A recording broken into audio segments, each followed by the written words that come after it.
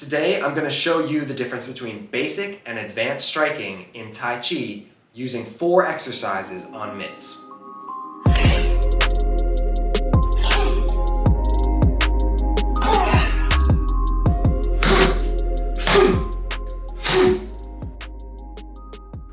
Every training method in Tai Chi is designed to teach us about movement and body mechanics. But it's also designed to help us develop Fa Jing, which is full body explosive power.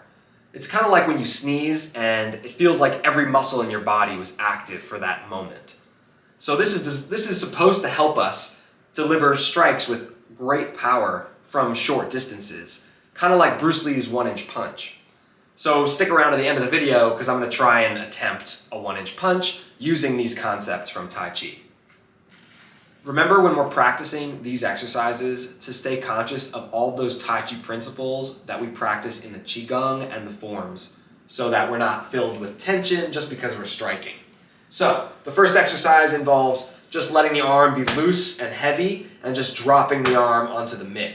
So if I have my dad come over here, we're going to have the mitt basically low and we're letting the arm just drop down.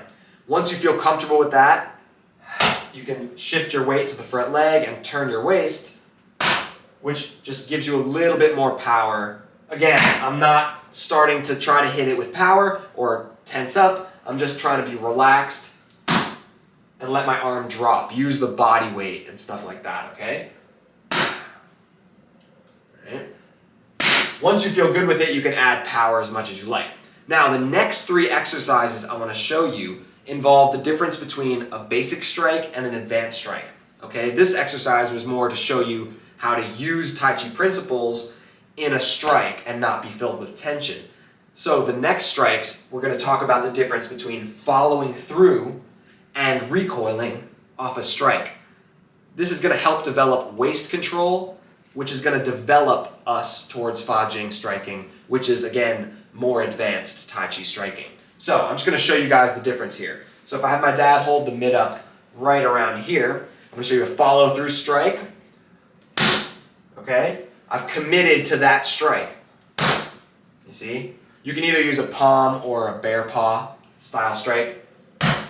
Okay? But I'm committing to that. I'm following through. Now that's really good in terms of power. It's going to be committed, but it leaves us facing off to the side and we're not really ready to jump into another strike.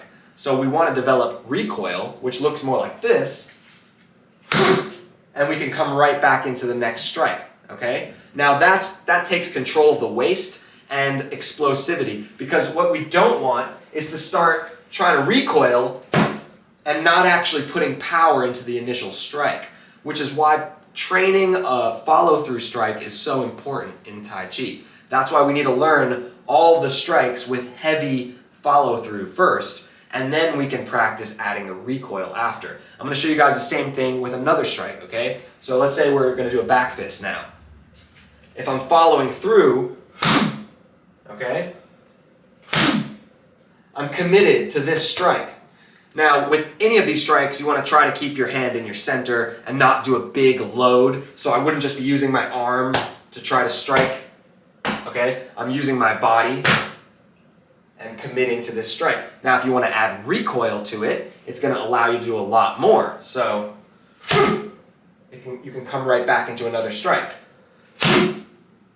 Okay?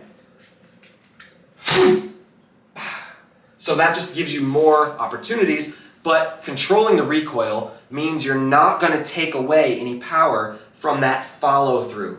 So it's really important to make sure you practice the follow-through first. I'm going to show you one more exercise, okay? So just a straight punch, which is pretty much, in my opinion, the hardest type of strike to do. It's more dangerous in general as well, because you can more likely hurt your own hand if you're not experienced. So a straight punch in Tai Chi, we're going to be loose with our fist. Just on impact, we're going to squeeze, and we want our thumb to be on the outside, not on the inside like a karate punch or something.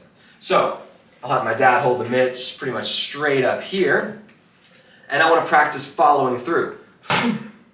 Okay, so in a straight punch, we don't want to follow through and just totally lock the arm the elbow here. We want it to always be loose and relaxed. But we can do, like in Tai Chi principles, we want to have everything nice and rounded or circular. So instead of just going forward and back, you can kind of start to curve that punch a little bit. That's still not a recoil, we're still committing to that punch. You see, I'm still committed to that punch. If I want to add a recoil, you can then come into the next strike there, right? So this is just trying to explain to you guys the difference between a follow-through, which is a more basic strike, and a more advanced strike, which involves recoil and controlling the waist. Now this takes a lot of time to develop, but in the meantime, keep practicing the follow-through strikes because it'll really give you a lot of control over your body. Also, any other training method from Tai Chi, such as push hands or the Wudang hand weapons, which you can check out right here if you're interested in that, all these exercises will help you develop the body and waist control required for Fa Jing striking.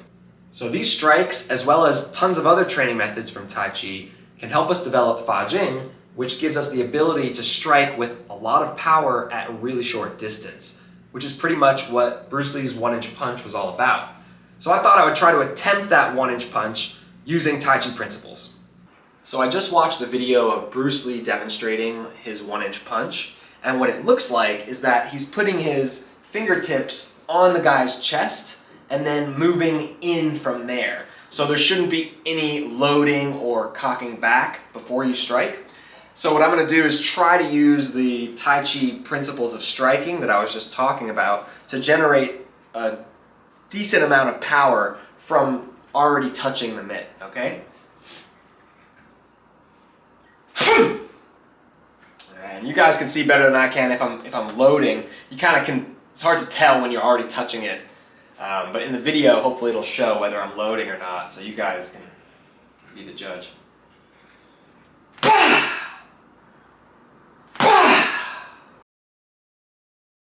So you see, what I'm trying to do is generate the force using elements of the Tai Chi principles that we are taught in the forms, such as using the movement of the waist, generating the power from the legs, and being really soft or not having tension when you're throwing the strike. If you guys enjoyed the video, definitely give a thumbs up and feel free to subscribe. I'll leave links in the description below if you're interested in any of these training methods. You can check them out more at taichiworld.com. Thank you guys for watching. I'll see you guys next time.